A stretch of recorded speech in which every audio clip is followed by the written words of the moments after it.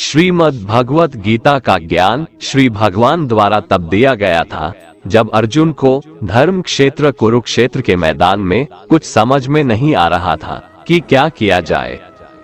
अपने परिजनों और संबंधियों को शत्रु सेना में देखकर उसके पैर कांपने लग गए थे। कुल के विनाश के डर से उसका गला सूखा जा रहा था। वो अपने धनुष बाणों को त्याग कर रथ के पिछले हिस्से में जाकर बैठ गया और श्री भगवान से कहने लगा कि हे मधुसूदन, अगर मुझे स्वर्ग का भी आधिपत्य मिल जाए तो भी मैं युद्ध नहीं करूंगा। तब श्री भगवान ने उससे कहा कि देखो अर्जुन, तुम्हारा ज्ञान अधूरा है। अब मैं जो तुम्हें ज्ञान देने जा रहा हूँ उससे तुम्हारी सारी चिंताएं दूर हो जाएगी। और तब श्री भगवान ने गीता का परम ज्ञान अर्जुन को दिया था। ये परम ज्ञान अध्याय 2 से प्रारंभ होता है। इसलिए आज के इस बेहद ही खास वीडियो में हम श्रीमद् भगवत गीता के अध्याय 2 और अध्याय 3 के बारे में बात करने वाले हैं। इन 2 अध्याय में ही गीता का आधा सार छुपा हुआ है। श्रीमद् भगवत गीता भगवान का श्वास है, हृदय है और भगवान की साक्षात मूर्ति है। गीता भगवान का प्रधान रहस्यमय आदेश है। ऐसी दशा में गीता का पालन करने वाला उन्हें प्राणों से भी बढ़कर प्रिय है। तो चलिए दोस्तों, अब देर नहीं करते हुए वीडियो शुरू करते हैं। श्रीमद् भगवत गीता अध्याय 2 सांख्य योग। अब यहाँ से शुरुआत होती है उस ज्ञान की जिसके लिए भगवत गीता दुनिया का सबसे महानतम ग्रंथ है और ज्ञान का भंडार माना जाता है।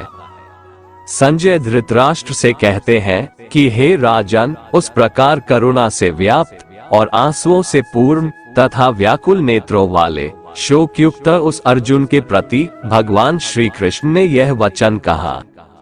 श्री भगवान बोले, हे अर्जुन, तुझे इस असमय में यह मोह किस हेतु से प्राप्त हुआ? क्योंकि न तो ये श्रेष्ठ पुरुषों द्वारा आचरित है, न स्वर्ग को देने वाला है और न ही कीर्ति को बढ़ाने वाला है। भगवान यहाँ अर्जुन से पूछते हैं कि हे अर्जुन, जबकि अब युद्ध शुरू होने वाला है, ऐसी अवस्था में बुद्धिमान होते हुए भी तुम्हारे अंदर ऐसा मोह कहाँ से आ गया? इसलिए हे अर्जुन, नपुंसकता को मत प्राप्त हो, तुझ में यह उचित नहीं जान पड़ती है। हृदय की तुच्छ दुर्बलता को त्याग कर युद्ध के लिए खड़ा हो जा। तब अर्जुन श्री भगवान से कहते हैं, हे मधुसूदन, मैं रणभूमि में किस प्रकार बाणों से भीष्म पितामह और द्रोणाचार्य के विरुद्ध लड़ूंगा? क्योंकि हे अरिसूदन, वे दोनों ही पूजनीय हैं। इसलिए इन महानुभाव गुरुजनों को न मारकर मैं इस लोक में भिक्षा मांगकर खाना कल्याणकारक समझता हूँ। क्योंकि गुरुजनों को मारकर भी इस लोक में रुधिर से सने हुए अर्थ और काम रूप भोगों को ही तो भोगूंगा। इसमें अर्जुन ने ये भाव दिखलाया है कि गुरुजनों को मारना सर्वथा अनुचित है। उनको मारकर भी क्या मिलेगा? ना तो मुक्ति मिलेगी और ना ही धर्म की सिद्धि होगी। केवल इस लोक में अर्थ और काम रूप तुच्छ भोग ही तो मिलेगा, जिनका मूल्य इन गुरुजनों के जीवन के सामने कुछ भी नहीं है। हत्या के फलस्वरूप मेरे हाथ उनके रक्त से सने हुए ही होंगे। इसलिए ऐसे भोगों को प्राप्त करने के लिए गुरुजनों का वध करना कदापि उचित नहीं है। हम ये भी नहीं जानते कि हमारे लिए युद्ध करना और न करना, इन दोनों में से कौन सा श्रेष्ठ है, अथवा ये भी नहीं जानते कि उन्हें हम जीतेंगे या हमको वे जीतेंगे। और जिनको मारकर हम जीना भी नहीं चाहते, वे ही हमारे आत्मीय धृतराष्ट्र के पुत्र हमारे मुकाबले में खड़े हैं। इसलिए मैं आपसे पूछता हूँ कि जो साधन निश्चित कल्याणकारक हो वह मेरे लिए कहिए, क्योंकि मैं आपका शिष्य हूँ। इसलिए मुझको शिक्षा दीजिए। क्योंकि भूमि में निष्कंटक धन धान्य संपन्न राज्य को और देवताओं के स्वामी पने को प्राप्त होकर भी मैं उस उपाय को नहीं देखता हूँ जो मेरी इंद्रियों के सुखाने वाले शोक को दूर कर सके। इसमें अर्जुन ने ये भाव दिखलाया है कि युद्ध में विजय पा लेने पर ज्यादा से ज्यादा मैं इस पृथ्वी पर राज्य प्राप्त कर लूंगा, परंतु यदि मुझे देवताओं का आधिपत्य भी मिल जाए तो भी वह मेरे इंद्रियों को सुखा देने वाले शोक को दूर करने में समर्थ नहीं है। इसलिए मुझे कोई ऐसा उपाय बताएं जो मेरी इंद्रियों को सुखाने वाली शोक को दूर करके मुझे सदा के लिए सुखी बना दे। संजय धृतराष्ट्र से कहते हैं, हे राजन, निद्रा को जीतने वाले अर्जुन अंतर्यामी श्री कृष्ण महाराज के प्रति इस प्रकार कहकर फिर श्री गोविंद भगवान से कहकर कि युद्ध नहीं करूंगा और चुप हो गए। हे भरतवंशी धृतराष्ट्र, अंतर्यामी श्री कृष्ण महाराज दोनों सेनाओं के बीच में शोक करते हुए उस अर्जुन को हंसते हुए यह वचन बोले। श्री भगवान बोले, हे अर्जुन, तू न शोक करने योग्य मनुष्यों के लिए शोक करता है और पंडितों जैसे वचनों को कहता है, परंतु जिनके प्राण चले गए हैं उनके लिए और जिनके प्राण अभी नहीं गए हैं उनके लिए भी पंडित जन शोक नहीं करते। न तो ऐसा ही है कि मैं किसी काल में नहीं था, तू नहीं था, अथवा ये राजा लोग नहीं थे, और न ऐसा ही है कि इससे आगे हम सब नहीं रहेंगे। जिस प्रकार जीवात्मा की इस देह में बालकपन, जवानी और वृद्धावस्था होती है, वैसे ही मरने के बाद नए शरीर की प्राप्ति होती है। उस विषय में धीर पुरुष मोहित नहीं होता। इसमें श्री भगवान के कहने का भाव है कि जिस प्रकार बालकपन, जवानी और बुढ़ापा ये अवस्थाएं आत्मा की नहीं होती है, स्थूल शरीर की होती है और आत्मा में उनका आरोप किया जाता है, ठीक उसी प्रकार एक शरीर से दूसरे शरीर में आना जाना भी वास्तव में आत्मा का नहीं होता, सूक्ष्म शरीर का ही होता है और उसका आरोप आत्मा में किया जाता है। इसलिए इस तत्व को नहीं जानने वाले अज्ञानी जन ही मरने वाले का शोक करते हैं। धीर पुरुष ऐसा नहीं करते, क्योंकि उनकी दृष्टि में आत्मा का शरीर से कोई संबंध नहीं है, इसलिए तुम्हारा शोक करना उचित नहीं है। हे कुंती पुत्र, सर्दी, गर्मी और सुख दुख को देने वाले इंद्रिय और विषयों के संयोग तो उत्पत्ति विनाशशील और अनित्य है, इसलिए हे भारत तू उनको सहन कर।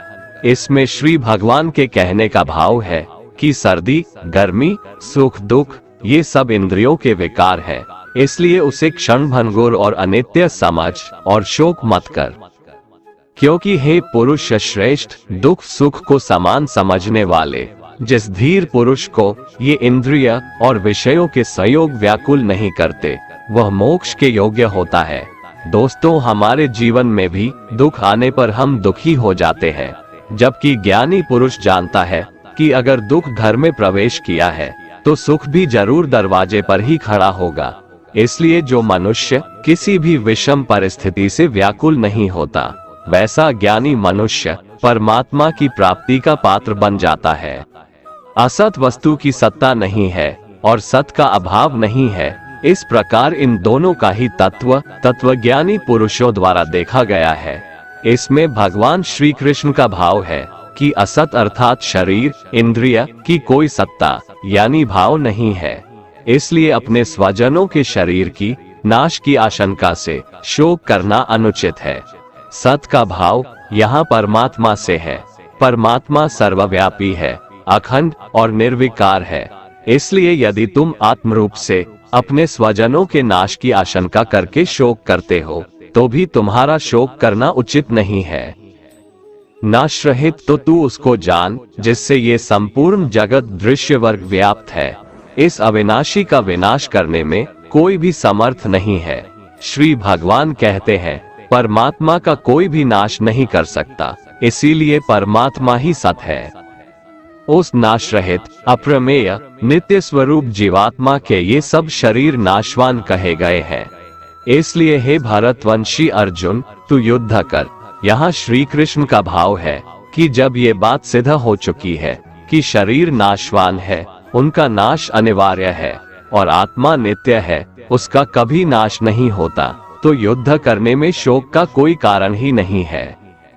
जो इस आत्मा को मारने वाला समझता है तथा जो इसको मरा मानता है, वे दोनों ही नहीं जानते, क्योंकि यह आत्मा वास्तव में न तो किसी को मारता है और न किसी के द्वारा मारा जाता है। यहाँ श्री भगवान का भाव है कि स्थूल शरीर से सूक्ष्म शरीर के वियोग को मरना कहते हैं, इसलिए मरने वाला स्थूल शरीर है। इसी तरह जिस स्थूल शरीर की क्रिया से किसी दूसरे स्थूल शरीर के प्राणों का वियोग होता है, उसे मारने वाला कहते हैं। इसलिए मारने वाला भी शरीर ही है, आत्मा नहीं है।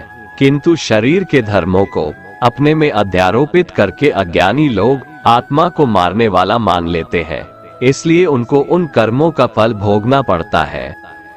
यह आत्मा किसी काल में भी न तो जन्मता है और न मरता ही है, तथा न यह उत्पन्न होकर फिर होने वाला ही है, क्योंकि यह अजन्मा, नित्य, सनातन और पुरातन है। शरीर के मारे जाने पर भी यह नहीं मारा जाता। हे पृथापुत्र अर्जुन, जो पुरुष इस आत्मा को नाश रहित, नित्य, अजन्मा और अव्यय जानता है, वह पुरुष कैसे किसको मरवाता है और कैसे किसको मारता है। यहाँ श्री भगवान का भाव है कि स्थूल शरीर द्वारा किसी को मारना या मरवाना ये आत्मा का काम नहीं है, इसलिए किसी के लिए भी किसी प्रकार का शोक करना उचित नहीं है।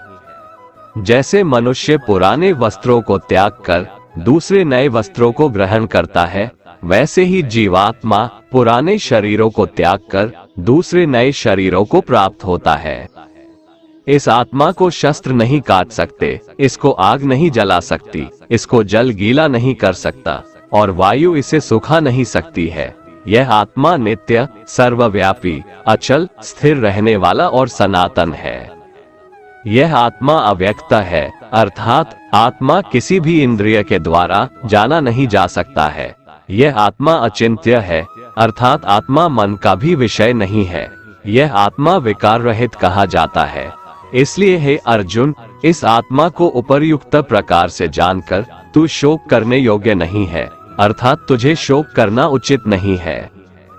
किंतु यदि तू इस आत्मा को सदा जन्म लेने वाला तथा सदा मरने वाला मानता है, तो भी हे महाबाहो, तू इस प्रकार शोक करने के योग्य नहीं है। क्योंकि इस मान्यता के अनुसार जन्मे हुए की मृत्यु निश्चित है और मरे हुए का जन्म निश्चित है, इससे भी इस बिना उपाय वाले विषय में तू शोक करने के योग्य नहीं है।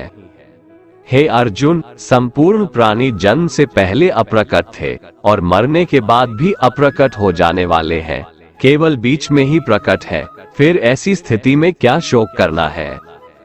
कोई एक महापुरुष ही इस आत्मा को आश्चर्य की भांति देखता है, वैसा ही दूसरा कोई महापुरुष ही इसके तत्व का आश्चर्य की भांति वर्णन करता है, तथा दूसरा कोई अधिकारी पुरुष ही इसे आश्चर्य की भांति सुनता है, और कोई कोई तो सुनकर भी इसको नहीं जानता। यहाँ श्री भगवान का भाव है कि आत्मा आश्चर्यमय है, इसलिए उसे देखने वाला संसार में कोई विरला ही होता है और वह उसे आश्चर्य की भांति देखता है। जो महापुरुष परमात्मा को जानने वाले हैं, जो संपूर्ण वेदों और शास्त्रों के ज्ञाता हैं, वे ही आत्मा का वर्णन कर सकते हैं और उनका वर्णन करना भी आश्चर्य की भांति होता है। इस आत्मा के वर्णन को सुनने वाला सदाचारी आस्तिक पुरुष भी कोई विरला होता है और उसका सुनना भी आश्चर्य की भांति होता है। हे अर्जुन, यह आत्मा सबके शरीरों में सदा ही अवध्य है, इसका कभी नाश नहीं हो सकता। इस कारण संपूर्ण प्राणियों के लिए तू शोक करने के योग्य नहीं है, तथा अपने धर्म को देखकर भी तू शोक करने के योग्य नहीं है, अर्थात तुझे भय नहीं करना चाहिए, क्योंकि क्षत्रिय के लिए धर्म युक्त युद्ध से बढ़कर दूसरा कोई कल्याणकारी कर्तव्य नहीं है। हे पार्थ, अपने आप प्राप्त हुए और खुले हुए स्वर्ग के द्वार रूपी इस प्रकार के युद्ध को भाग्यवान क्षत्रिय लोग ही पाते हैं। किंतु यदि तू इस धर्मयुक्त युद्ध को नहीं करेगा, तो स्वधर्म और कीर्ति को खोकर पाप को प्राप्त होगा, तथा सब लोग अनंत काल तक तेरी अपकीर्ति की चर्चा करेंगे, और माननीय पुरुष के लिए अपकीर्ति मरण से भी बढ़कर है। और जिनकी दृष्टि में तू पहले बहुत सम्मानित होकर अब लघुता को प्राप्त होगा, वे महारथी लोग तुझे भय के कारण युद्ध से हटा हुआ मानेंगे। तेरे वैरी लोग अर्थात तुम्हारे शत्रुगण तेरे सामर्थ्य की निंदा करते हुए तुझे बहुत से न कहने योग्य वचन भी कहेंगे। उससे अधिक दुख और क्या होगा। या तो तू युद्ध में मारा जाएगा और स्वर्ग को प्राप्त होगा, अथवा संग्राम में जीतकर पृथ्वी का राज्य भोगेगा। इस कारण हे अर्जुन, तू युद्ध के लिए निश्चित करके खड़ा हो जा। जय पराजय, लाभ हानि और सुख दुखों को समान समझकर युद्ध के लिए तैयार हो जा। इस प्रकार युद्ध करने से तू पाप को नहीं प्राप्त होगा।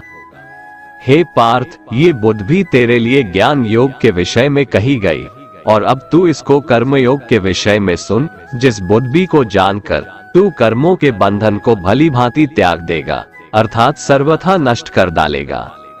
इस कर्मयोग में आरंभ का अर्थात बीज का नाश नहीं है और उल्टा फल रूप दोष भी नहीं है, बल्कि इस कर्म योग रूप धर्म का थोड़ा सा भी साधन जन्म मृत्यु रूप महान भय से रक्षा कर लेता है। यहाँ श्री भगवान के कहने का भाव है कि कर्मयोग का कभी नाश नहीं होता। इसके संस्कार साधक के अंतःकरण में स्थित हो जाते हैं और वे साधक को दूसरे जन्म में पुनः साधन में लगा देते हैं। निष्काम भाव से किए गए कर्मों का विपरीत परिणाम भी नहीं होता है और ऐसा साधक भगवान को प्राप्त हो जाता है। हे अर्जुन, इस कर्मयोग में निश्चयात्मिका बुद्धि भी एक ही होती है, किंतु अस्थिर विचार वाले विवेकहीन सकाम मनुष्यों की बुद्धियां निश्चय ही बहुत भेदों वाली और अनंत होती है। जब फैसला लेना हो तो बुद्धि एक ही होती है, लेकिन जहाँ सोच की, फैसले की, निर्णय की कमी हो, वहाँ कई बुद्धियां काम करती है। यहाँ अनिर्णय की स्थिति के बारे में कहा गया है। जब आप फैसला नहीं ले पाते हैं तो ना जाने कई दिशाओं में आपका ध्यान, आपकी बुद्धि जाती है, लेकिन अगर आप निर्णय करने की सोच ले तो उसके बाद सिर्फ उस काम को करने का ही प्रण होता है। हे अर्जुन, जो भोगों में तन्मय हो रहे हैं, जो कर्मफल के प्रशंसक वेदवाक्यों में ही प्रीति रखते हैं, जिनकी बुद्धि में स्वर्ग ही परम प्राप्य वस्तु है और जो स्वर्ग से बढ़कर दूसरी कोई वस्तु ही नहीं है, यानी ऐसे लोग जो कर्म के बदले में होने वाले सिर्फ फल या लाभ की बात करते हैं, तो वह कर्म नहीं स्वार्थ बन जाता है, उसे कर्म नहीं कह सकते। हे अर्जुन, जो अज्ञानी लोग सिर्फ दिखाव शोभायुक्त वाणी को कहते हैं, वो ढोंगी होते हैं। वो कहते बहुत कुछ है लेकिन करते बहुत कम है। ऐसे लोगों से बचकर रहना चाहिए। जो कर्म की बातें सिर्फ भोग और ऐश्वर्य के लिए करते हैं, जिनका ध्येय सिर्फ भोग और ऐश्वर्य है, उन पुरुषों की परमात्मा में निश्चयात्मिका बुद्धि भी नहीं होती। हे अर्जुन, वेदों के कर्मकांड हमारी प्रकृति के 3 गुणों से जुड़े हैं, इसलिए तू उन भोगों एवं उनके साधनों में आसक्तिहीन, हर्ष शोकादि द्वंद्वों से रहित, नित्य वस्तु परमात्मा में स्थित, योग और क्षेम को न चाहने वाला और स्वाधीन अंत करण वाला हो। यहाँ श्री भगवान कहते हैं, वेद भी सिर्फ 3 गुणों में समाप्त हो जाते हैं, उससे आगे वे भी नहीं जानते। उससे आगे है कर्म योग। श्री भगवान का कहना है कि कर्म करो लेकिन उससे आसक्ति मत रखो। बेहद बड़े जलाशय के प्राप्त हो जाने पर छोटे जलाशय में मनुष्य का जितना प्रयोजन रहता है, उसी तरह से जिसने ब्रह्म तत्व को समझ लिया, तब उसके लिए वेदों की कोई आवश्यकता नहीं रह जाती है। तेरा कर्म करने में ही अधिकार है, उसके फलों में कभी नहीं। इसलिए तू कर्मों के फल के लिए काम मत कर, लेकिन ऐसा भी ना हो कि तू काम ही मत कर। कर्म करना है लेकिन फल के लिए नहीं। हे धनंजय, तू आसक्ति को त्याग कर तथा सिद्धि और असिद्धि में समान बुद्धि वाला होकर योग में स्थित हुआ कर्तव्य कर्मों को कर। फल की इच्छा के लिए कर्म मत कर। तुमको कर्मयोगी बनने के लिए संभाव में स्थित होकर कर्म करना चाहिए। सकाम कर्मों को बुद्धि योग की अपेक्षा अत्यंत नीचा बतलाकर भगवान ने भाव दिखलाया है कि सकाम कर्मों का फल नाशवान क्षणिक सुख की प्राप्ति है और कर्मयोग का फल परमात्मा की प्राप्ति है। इसलिए दोनों में दिन और रात की भांति महान अंतर है।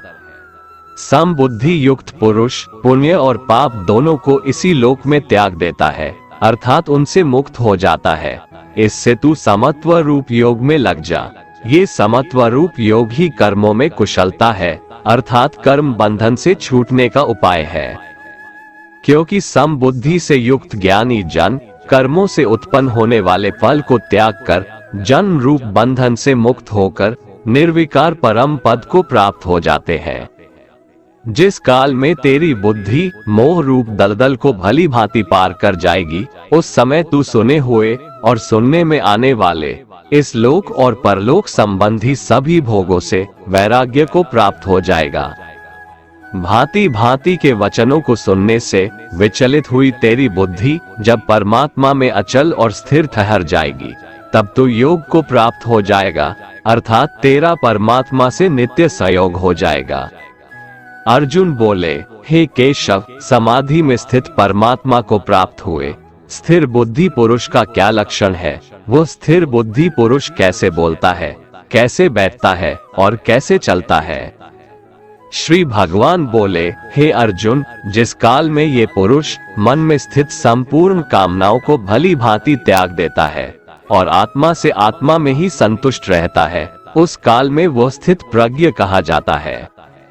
दुखों की प्राप्ति होने पर जिसके मन में उद्वेग नहीं होता, सुखों की प्राप्ति में जो सर्वथा स्पृहा रहित है तथा जिसके राग, भय और क्रोध नष्ट हो गए हैं, ऐसा मुनि स्थिर बुद्धि कहा जाता है। जो पुरुष सर्वत्र स्नेह रहित होकर शुभ या अशुभ वस्तु को प्राप्त होकर न प्रसन्न होता है और न द्वेष करता है, उसकी बुद्धि स्थिर है। कछुआ सब ओर से अपने अंगों को जैसे समेट लेता है, वैसे ही जब ये पुरुष इंद्रियों के विषयों से इंद्रियों को सब प्रकार से हटा लेता है, तब उसकी बुद्धि स्थिर है, ऐसा समझना चाहिए। इसलिए साधक को चाहिए कि वह उन संपूर्ण इंद्रियों को वश में करके समाहित चित होकर मेरा ध्यान करे, क्योंकि जिस पुरुष की इंद्रियां वश में होती है, उसी की बुद्धि स्थिर हो जाती है। विषयों का चिंतन करने वाले पुरुष की उन विषयों में आसक्ति हो जाती है, आसक्ति से उन विषयों की कामना उत्पन्न होती है और कामना में विघ्न पड़ने से क्रोध उत्पन्न होता है। क्रोध से भ्रम पैदा होता है, स्मृति में भ्रम हो जाने से बुद्धि का नाश हो जाता है और बुद्धि का नाश हो जाने से उस पुरुष का पतन हो जाता है। जिस प्रकार हवा के झोंके नाव को भटका देती है, ठीक उसी प्रकार मनुष्य की इंद्रियां उसकी बुद्धि को भटका देती है। इसलिए हे महाबाहो, जिस पुरुष की इंद्रियां उसके बस में होती है, उसी की बुद्धि स्थिर है। भगवान श्री कृष्ण कहते हैं, जिस प्रकार समुद्र की स्थिति अचल है, भारी से भारी आंधी तूफान आने पर या अनेक नदियों के जल प्रवाह उसमें प्रविष्ट होने पर भी वो अपनी स्थिति से विचलित नहीं होता, मर्यादा का त्याग नहीं करता, उसी प्रकार परमात्मा के स्वरूप में स्थित योगी की स्थिति भी सर्वथा अचल होती है। बड़े से बड़े सांसारिक सुख दुखों का संयोग वियोग होने पर भी उसकी स्थिति में जरा भी अंतर नहीं पड़ता। वह योगी परमात्मा में नित्य निरंतर अटल और एकरस स्थित रहता है। जो मनुष्य संपूर्ण कामनाओं को त्याग कर ममता रहित, अहंकार रहित और स्पृहा रहित होकर विचरण करता है, वही मनुष्य शांति को प्राप्त कर पाता है। श्रीमद् भगवत गीता अध्याय 3 कर्म योग। अर्जुन पूछते हैं, हे जनार्दन, यदि आपको कर्म की अपेक्षा ज्ञान श्रेष्ठ लगता है, तो फिर हे केशव, मुझे इस भयंकर कर्म में क्यों लगा रहे हैं? आप मिले हुए वचनों को कहकर मेरी बुद्धि को मानो मोहित कर रहे हैं। इसलिए एक बात बताओ प्रभु, जिससे मेरी उलझन दूर हो सके, जिससे मैं कल्याण को प्राप्त हो जाऊं। श्री भगवान बोले, हे निष्पाप, इस दुनिया में दो प्रकार की निष्ठा यानी दो प्रकार का विश्वास है। एक है सांख्य योग, जिसका रिश्ता ज्ञान से है, और दूसरा है कर्म योग, जिसका लेना देना सिर्फ कर्म से है। अपनी इंद्रियों को वश में कर परमात्मा में ध्यान लगाना ज्ञान योग से होता है, और इसको कहते हैं संन्यास या सांख्य योग। और दूसरा होता है कर्म योग, मतलब निष्काम कर्म करके फल में आसक्ति ना रखना। मनुष्य न तो कर्मों का आरंभ किए बिना निष्कर्मता को यानी योग निष्ठा को प्राप्त होता है, और न कर्मों के केवल त्याग मात्र से सिद्धि यानी सांख्य निष्ठा को ही प्राप्त होता है। अर्थात कर्म को छोड़ देने से या उसे त्याग देने से न तो कोई सन्यासी बन सकता है और न ही कोई कर्मयोगी बन सकता है। निसंदेह कोई भी मनुष्य किसी भी काल में क्षण मात्र भी बिना कर्म किए नहीं रहता। क्योंकि सारा मनुष्य समुदाय कर्म करने के लिए ही पैदा हुआ है। बिना कर्म किए कोई रह नहीं सकता है। जो मंदबुद्धि मनुष्य सिर्फ दिखावे के लिए कहता है कि उसने समस्त इंद्रियों को वश में कर लिया है, परंतु वह मन ही मन उन इंद्रियों के विषयों का चिंतन करता रहता है, वो मनुष्य मिथ्याचारी अर्थात दंभी कहा जाता है। किंतु हे अर्जुन, जो पुरुष मन से इंद्रियों को वश में करके अनासक्त हुआ समस्त इंद्रियों द्वारा कर्मयोग का आचरण करता है, वही श्रेष्ठ है, अर्थात वही कर्म योगी है। तू शास्त्र विहित कर्तव्य कर्म कर, क्योंकि कर्म न करने की अपेक्षा कर्म करना श्रेष्ठ है, तथा कर्म न करने से तेरा शरीर निर्वाह भी नहीं सिद्ध होगा। अर्थात तू सिर्फ अपने कर्तव्यों का पालन कर, क्योंकि कर्म नहीं करने से तेरा जन्म लेना भी बेकार हो जाएगा। हे अर्जुन, तू यज्ञ समझकर अपना कर्म कर। जिस प्रकार यज्ञ समाज और प्रजा की भलाई के लिए किया जाता है, उसी तरह तू इस युद्ध को यज्ञ समझकर अर्थात अपना कर्तव्य समझकर कर्म कर। प्रजापति ब्रह्मा ने इस दुनिया की शुरुआत में यज्ञ को रचकर अपनी जनता को कहा कि तुम लोग इस यज्ञ के द्वारा वृद्धि को प्राप्त हो, और यह यज्ञ तुम लोगों को इच्छित भोग प्रदान करने वाला हो। यज्ञ एक तरीके से हमें रास्ता दिखाता है, हमें कर्म करना सिखाता है। ब्रह्मा कहते हैं कि यज्ञ के द्वारा देवताओं को खुश करना चाहिए, और फिर वे देवता खुश हो करके हम सबकी भलाई करेंगे। इस प्रकार निस्वार्थ भाव से एक दूसरे को उन्नत करते हुए तुम लोग परम कल्याण को प्राप्त हो जाओगे। यज्ञ करके जब आप देवताओं की पूजा करते हैं, तो वो बिना मांगे ही आपकी सारी इच्छाओं को पूरा कर देते हैं। लेकिन जो यज्ञ नहीं करता, उस यज्ञ से देवताओं को प्रणाम नहीं करता, लेकिन फिर भी अपनी इच्छाओं को पूरा करना चाहता है, उसे चोर समझना चाहिए। अर्थात बिना कर्म किए कोई चाहता है कि उसे सब कुछ मिल जाए, तो उसे चोर ही तो समझना चाहिए। यज्ञ से बचे हुए अन्न को खाने वाले श्रेष्ठ पुरुष सब पापों से मुक्त हो जाते हैं, और जो पापी लोग अपना शरीर पोषण करने के लिए ही अन्न पकाते हैं, वे तो पाप को ही खाते हैं। अर्थात जो लोग ईश्वर को याद किए बिना अपने जिंदा रहने में ही लगे रहते हैं, उन्हें चोर समझना चाहिए। अगर अन्न खत्म हो जाए तो सब खत्म हो जाएंगे। संपूर्ण प्राणी अन्न से उत्पन्न होते हैं। अन्न की उत्पत्ति वृष्टि से होती है, यानी कि बारिश, और बारिश यज्ञ से होती है, और यज्ञ कर्मों से होते हैं, और कर्म की उत्पत्ति वेद से। हमारी संस्कृति का सारा ज्ञान वेद से ही तो आया है, और वेद परम पिता परमात्मा से उत्पन्न हुआ है। इससे सिद्ध होता है कि यज्ञ और ईश्वर में सीधा संबंध है। हे पार्थ, जो पुरुष परंपरा से नहीं चलता, सृष्टि चक्र के नियमों का पालन नहीं करता, अर्थात अपने कर्तव्य का पालन नहीं करता, वह इंद्रियों के द्वारा भोगों को भोगने वाला पापी पुरुष व्यर्थ ही जीता है। परंतु जो मनुष्य आत्मा में ही रमण करने वाला और आत्मा में ही तृप्त तथा आत्मा में ही संतुष्ट हो, उसके लिए कोई कर्तव्य नहीं है। आत्मा का मतलब यहाँ सबसे बड़ा सच है, और जो सत्य को समझता है, सत्य में ही खुश होकर सत्य में ही रहता है, उसके लिए कोई कर्तव्य नहीं है। लेकिन ऐसा कोई लाखों करोड़ों में एक होता है। उस महापुरुष का इस विश्व में न तो कर्म करने से कोई प्रयोजन रहता है, और न कर्मों के न करने से ही कोई प्रयोजन रहता है, तथा संपूर्ण प्राणियों में भी इसका स्वार्थ से कोई संबंध नहीं रहता। कहने का सीधा मतलब है, जिसे परमात्मा मिल चुका है, वह कोई और दूसरा कर्म क्यों करे। इसलिए तू निरंतर आसक्ति से रहित होकर, अर्थात अपनी इच्छा को त्याग कर, सदा कर्तव्य कर्म को भली भांति करता रह, क्योंकि आसक्ति से रहित होकर कर्म करता हुआ मनुष्य परमात्मा को प्राप्त हो जाता है। बहुत से ऐसे लोग हैं जो कर्म करते हुए ही परम सिद्धि को प्राप्त हुए थे। जनक आदि ज्ञानी जन भी आसक्ति रहित कर्म द्वारा ही परम सिद्धि को प्राप्त हुए थे। इसलिए तुझे कर्म करना ही उचित है। श्रेष्ठ पुरुष जो जो आचरण करता है, अन्य पुरुष भी वैसा वैसा ही आचरण करते हैं। वो जो कुछ प्रमाण देता है, समस्त मनुष्य समुदाय उन्हीं के पद चिन्हों पर अपने रास्ते चुनता है। इसलिए सज्जन व्यक्तियों को सदैव अच्छा व्यवहार करना चाहिए।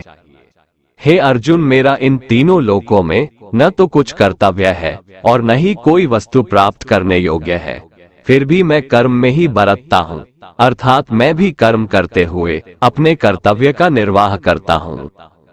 श्री भगवान कहते हैं, हे पार्थ, यदि मैं कर्मों को करने में सावधानी ना बरतूं तो बड़ा अनर्थ हो जाएगा, क्योंकि मनुष्य सब प्रकार से मेरे ही मार्ग का अनुसरण करते हैं। इसलिए यदि मैं कर्म न करूं तो ये सब मनुष्य नष्ट भ्रष्ट हो जाएंगे और मैं संकर्ता का करने वाला हो जाऊंगा तथा इस समस्त प्रजा को नष्ट करने वाला बन जाऊंगा। हे भारत, जिनमें समझ नहीं होती वो कर्म में आसक्त होकर कर्म करते हैं। आसक्ति रहित विद्वान को भी चाहिए कि वह भी लोगों को सही दिशा दिखाने के लिए उसी प्रकार कर्म करे। जो ज्ञानी है, जिन्हें ईश्वर की सच्चाई मालूम हो चुकी है, उनकी ये जिम्मेदारी बन चुकी है कि उनके काम करने के तरीके से कहीं किसी और के मन में काम करने के प्रति अश्रद्धा या अपमान ना पैदा हो जाए।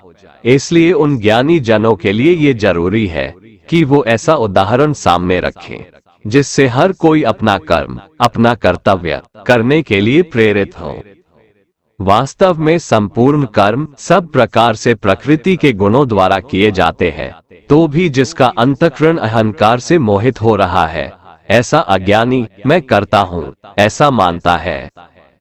तामसिक गुण वाले व्यक्ति आलस्य या नींद इसी प्रकार के कर्म करते हैं।